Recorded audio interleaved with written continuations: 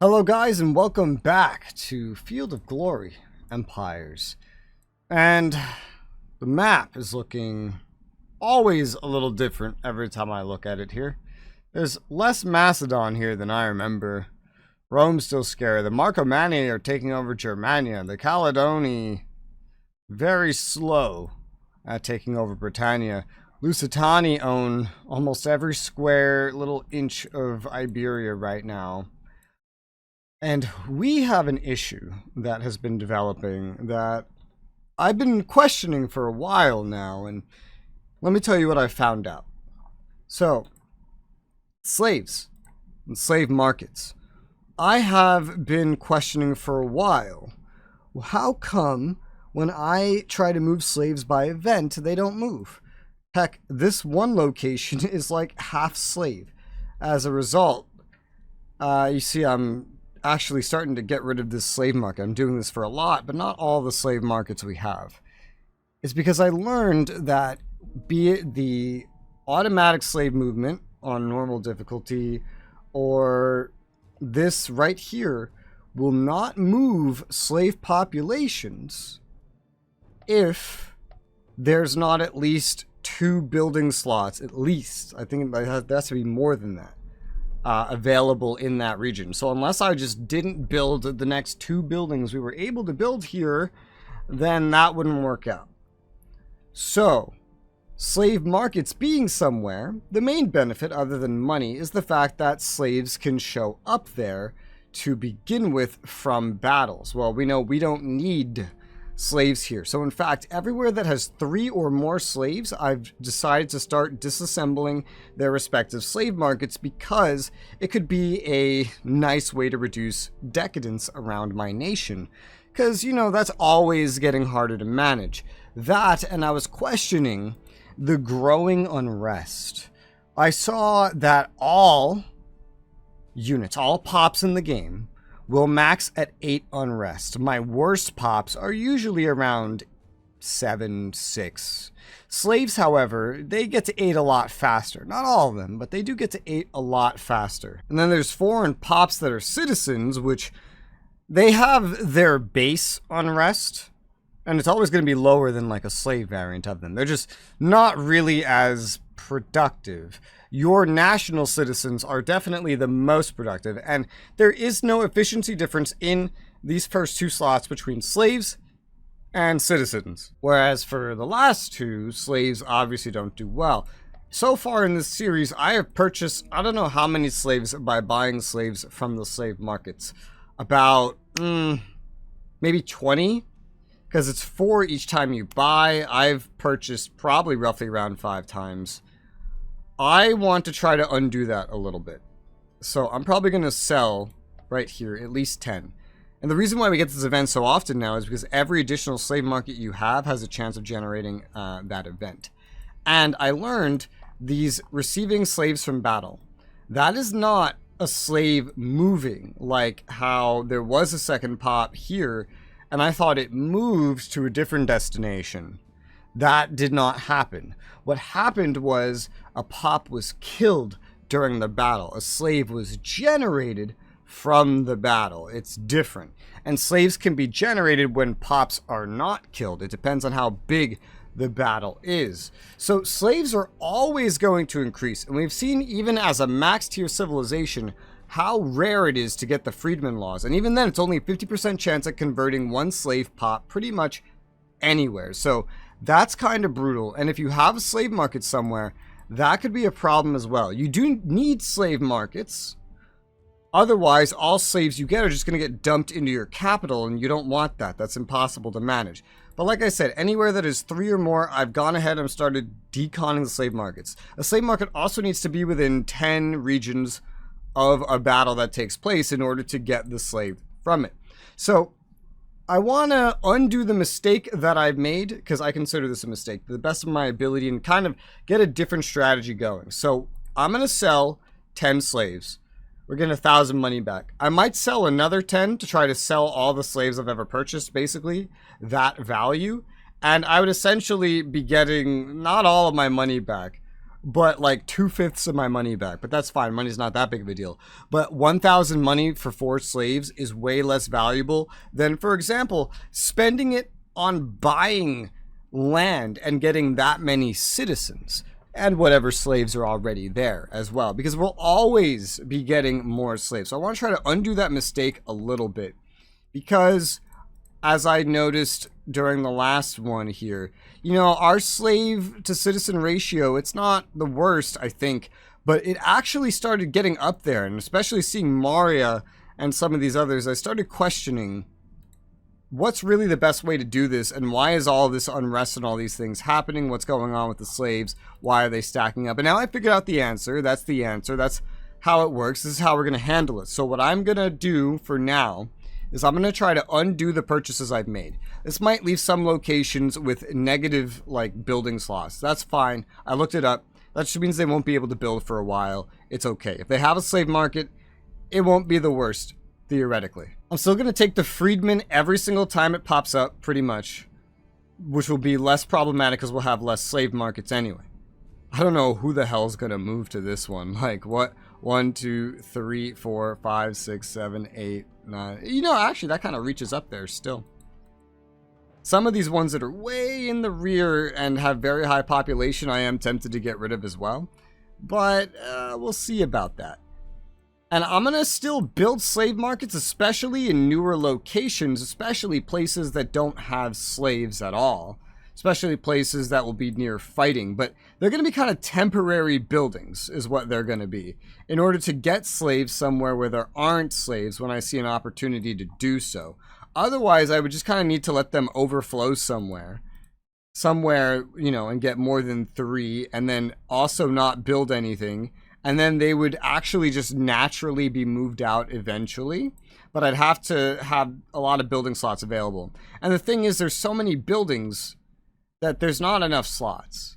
And powering through with slaves, I don't think is the smartest way to do that. I think efficiency-wise, the citizens might be best for that. I would certainly have needed less loyalty buildings. And as my culture and decadence continues to become problematic, getting less slave markets in general would be a good idea. So that's the idea. That's what we're going to do. So with all that explained, let's actually start doing some things proper here. So in this location, we have city walls that have been built. We have 1 slot available. In 3 turns, we will have another one, assuming, you know, slaves don't get sold from here. It will favor the locations that have more slaves rather than less. But we can get something building. A Thalassan temple sounds awesome. That's more culture. That's some decadence reduction. Yeah, that sounds awesome. There's not a lot of stuff being built in this region in general, I've noticed. Like, and this, oh, this is part of that region too? Yeah, there's not a lot of stuff being built in general.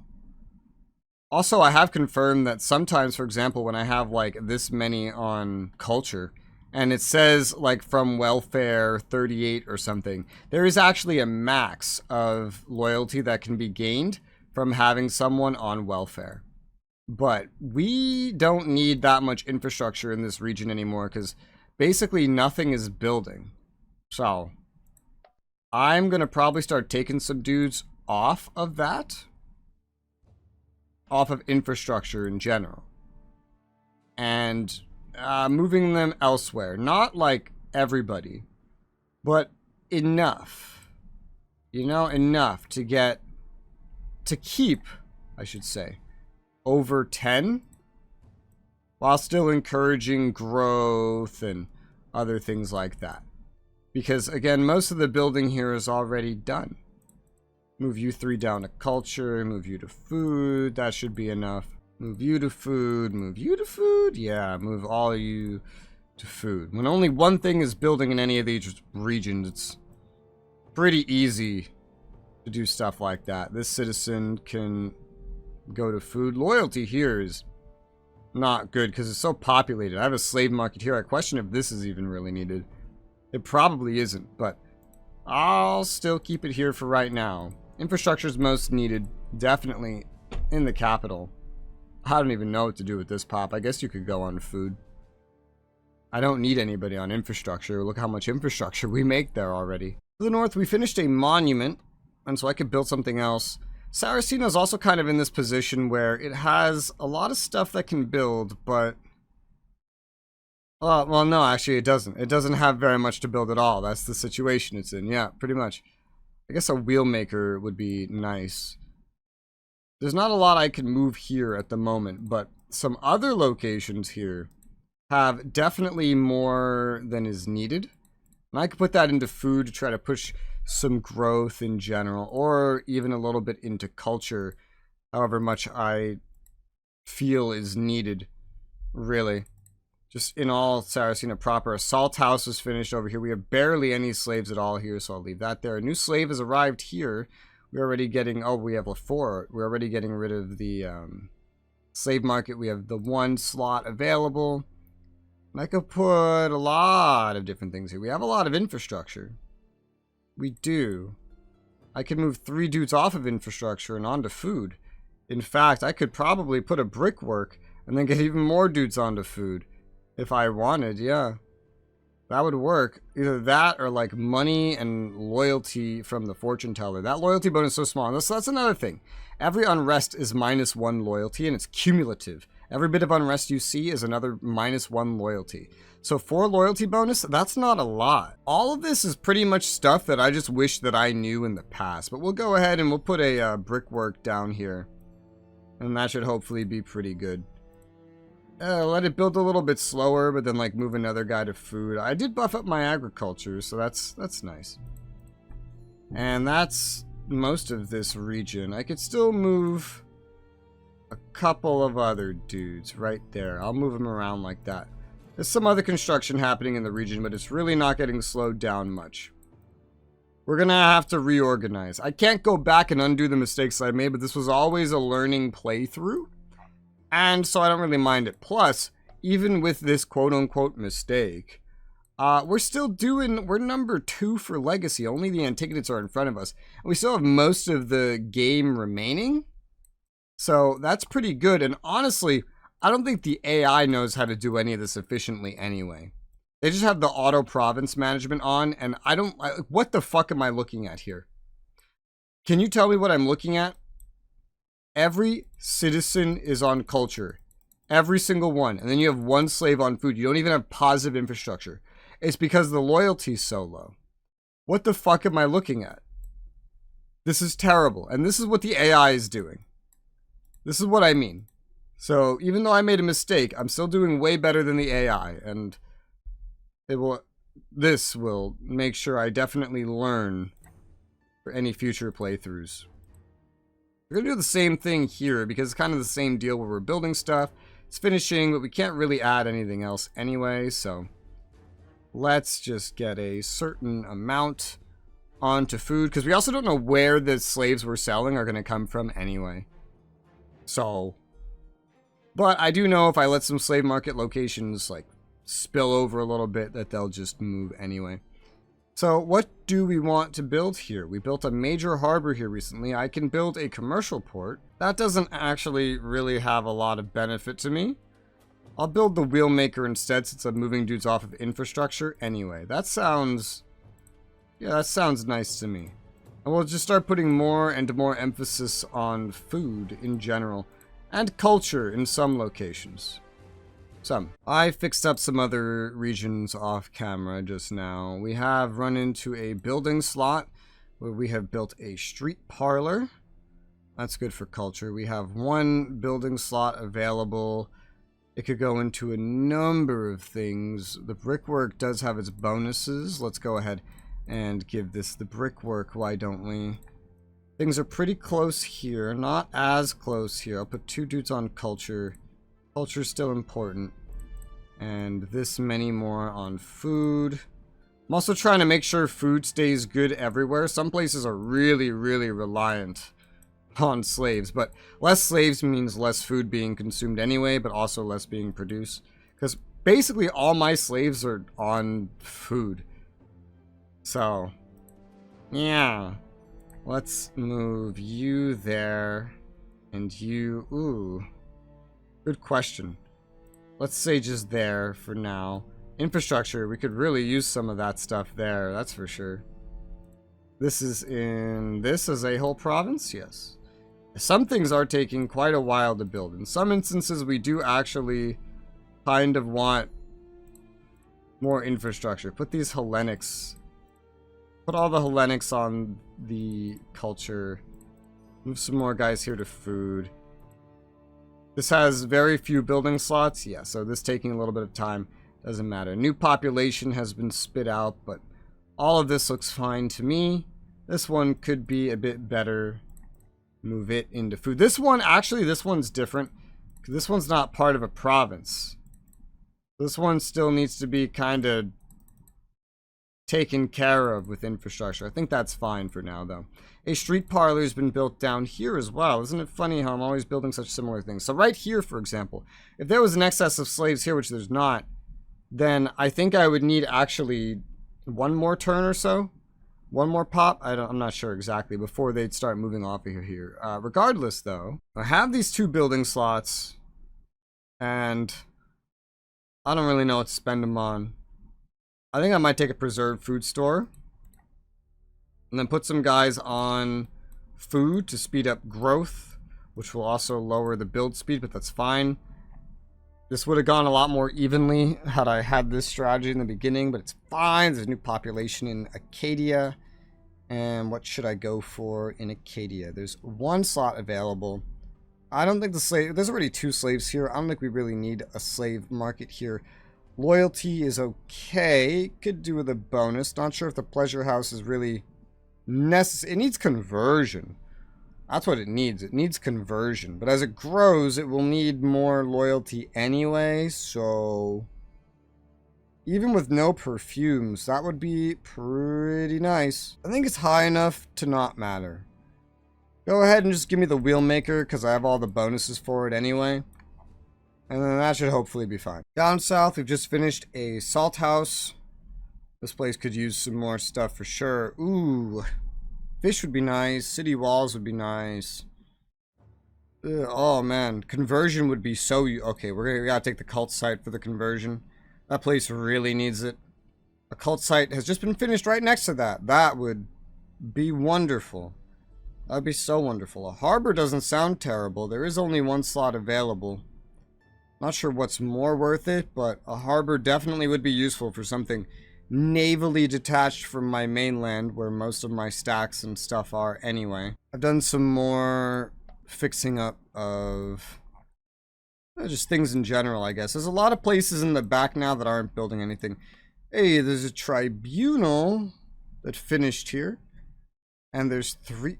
Whoa. 3 building slots in Dorne? What the hell? How did we get so many building slots in Dorne? That's quite a lot. Dang, well, and there's going to be another one once the slave market goes away. Damn, look at the accumulated decadence here. It's going down to 0 very easily. A furnace would be so useful. A noble district could be useful. Could be. I don't know how useful it would be here. I guess it would still be useful if we wanted to maintain a high amount of it at the very least. But I would also like the furnace.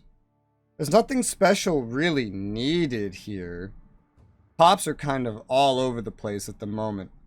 Having infrastructure and food would make things a lot easier. Spending more infrastructure would make things harder. So I guess I could really use some infrastructure. So we'll put a charcoal pile. We seem to have so many slots here anyway, for some godforsaken reason. So let's go ahead and build some stuff. Sure. That's everything I could do for this turn. So I'm going to go ahead and hit end turn. That's kind of what I want to be the main focus of right now. Not any building of units. I just spent a lot of my manpower on a purchase. I think we still have an outstanding purchase now. Yeah, with the Antigonids. 35 Egyptians. I guess this is the rest of that army we already fought before. The frontier is just so very small. The winner is decided by a battle of quality versus... well, quality rather than quantity. These hoplites don't stand a whole lot of a chance against me. Even my cameleers are getting good rolls at the end. Nice. Yeah, everybody except... Ooh, everybody. Everybody on the front is dead. Having all these archers behind me has been helpful. We got a pursuit, and we won the day, killing even more of their stacks, so it's going to stand even less of a chance against me. And all my smaller armies, all my new units, have now reunited with, or well, united for the first time, I guess, with their stacks. Right now, we are at the bottom of the green. We're going to be improving this decadence as we start getting rid of these slave markets. It's not an insane amount, but it does add up. All right, so we've agreed on a treaty with them, meaning that they have sold me stuff. Egypt wants peace, and what do you want for peace? You want to provide me with Egyptian skirmishers. There's just absolutely no way I'm taking that. Our civilization is progressing. They thank the leader. That's great and all. Maria rejected our offer. That's sad. We have a pretty high chance with them last. We had like 25% chance to get an alliance. We still do, so we can go ahead and just, you know, ask for that again, I suppose. I could try to buy something else from the Antigonids now. Metal accumulates way slower, so I'm not going to give as much of it, but some metal and some money combined, 100% chance, would get me Nabatea. I wonder if I could up the money and also get the Sinai.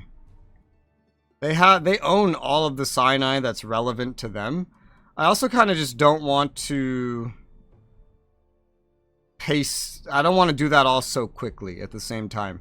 But getting the rest of the Nabatean would be great as a province. So 340 metal, 1500 money. Yeah, and also give me a chance to keep my resources up.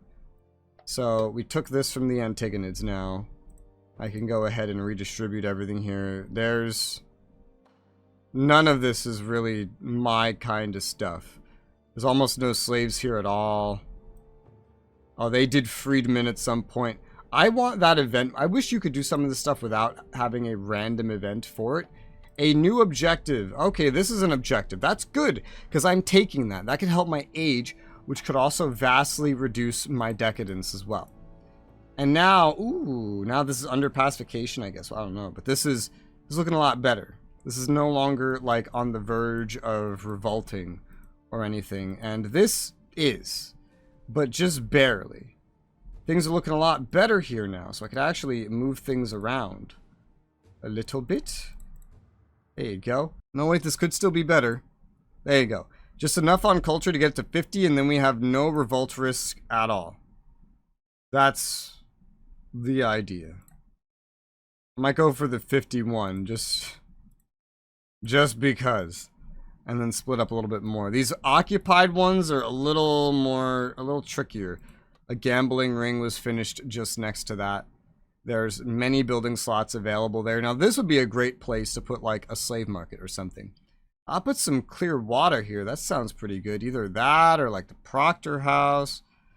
Or the Preceptor House. Clear water is, like, just one turn and it's done. This is a location that is not connected to a province. They have the rest of this province. I'd have to get it from them. Some of it's actually Egypt, but yeah, it's more stuff I'd have to buy. And I'm going for the 100% chances just very slowly, which is not amazing. The royal tomb here was pillaged. Sad face, but I guess I'm not surprised. Now it's just a legacy increase. This doesn't have enough infrastructure. There's no way I can really make it have enough infrastructure, to be honest, so that's fine by me. A wheelmaker was finished just next to that. Plenty of slots here. Another good place for a slave market. There's no slaves here at all.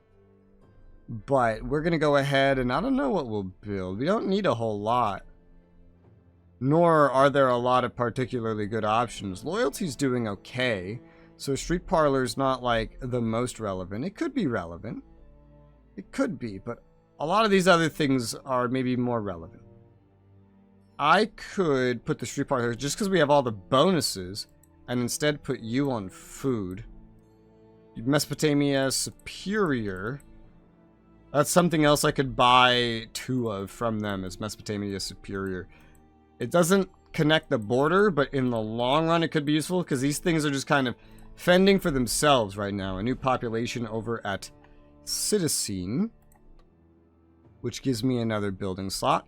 And I guess I have sold slaves now, so some places will have way less slaves now than they had before. This place is so weird. It has like little to no infrastructure here. Let me just put you guys back on infrastructure, because whatever I build next is almost certainly not going to give infrastructure, because I don't feel like building this clay pit. There's not enough health for me to want to get rid of the clay pit. I'd rather just build the smokehouse in this case. Yeah, to get more health and food at the same time. Sure. Let's do that. Smokehouse is finished just next door to there. Things here look very interesting. I could put some of these guys on food. I'm surprised I didn't already do this. I'm kind of surprised. Let's move some of these guys around.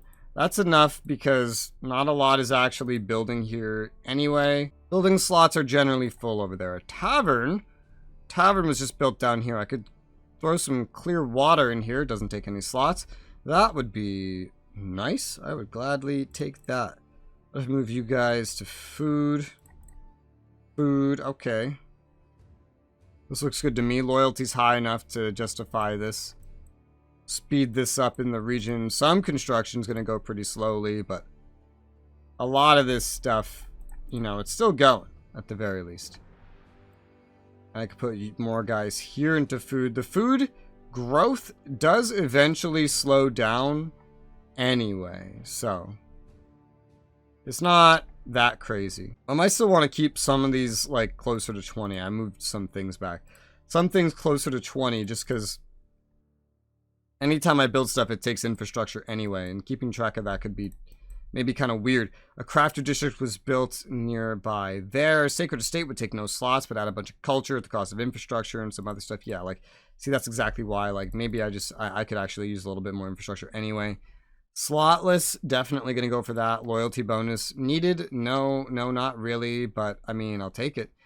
Since I am doing a lot of stuff that's going to reduce decadence anyway, I could very easily just move some dudes off of culture. We have culture buildings here as it is anyway. Yeah, that would start to work out better. Gymnasium was built right next to that. No slotless things, but a preserved food store would take just so long, it might as well be fucking slotless. We'll probably get another slot by that point. It's actually timed perfectly. 10 and 10 according to that. Move some more things in certain regions to infrastructure. What do we build here? Oh, we just got a new population. That's it. We didn't build anything. Well, there are definitely some things to build. A smokehouse catches my eye the most. A fortune teller would also be great. Money and loyalty? I think I'll go for that. That sounds like a good option. A charcoal pile was built just next to that. Yes, I recall. A regional road takes no slots. That sounds pretty good to me. I'll put another guy back to infrastructure here as well, just to be absolutely sure. Due to population growth, a building slot has opened up just nearby this, or the capital. We can build Noble District here to get more loyalty. It would add decadence, though, but that's fine. I'll put another guy in infrastructure because we're going to need that for maintenance after that's done. That seems pretty good. A pop was grown over in the east, and we only have one slot available, so city walls are slotless. I think I'll go for that. These kinds of things do take infrastructure. I'll move someone back to infrastructure. Yeah, I think closer to 20. It just makes me feel safer when I'm building all of this stuff. A smokehouse here would probably be pretty good. That would be nice for growth anyway. Yeah, it's not going to take too long to build because this place is mostly like built out. There's just not a lot of stuff building here, and the growth in this region is going to take maybe a little bit. I'm still going to move some of these guys back to infrastructure just for my own comfort. My own comfort. Some of these numbers have actually gotten lower than I realistically care to see them. Looks like some of our reinforcements have been weakened by lack of supply. That's sad. I don't really know how naval supply works fully. Supply in this game is weirdly local. Oh god, look at this. But that is a nice full episode, so I'm going to end this one here. So for now, thank you guys very much for watching, and I'll see you on the next one.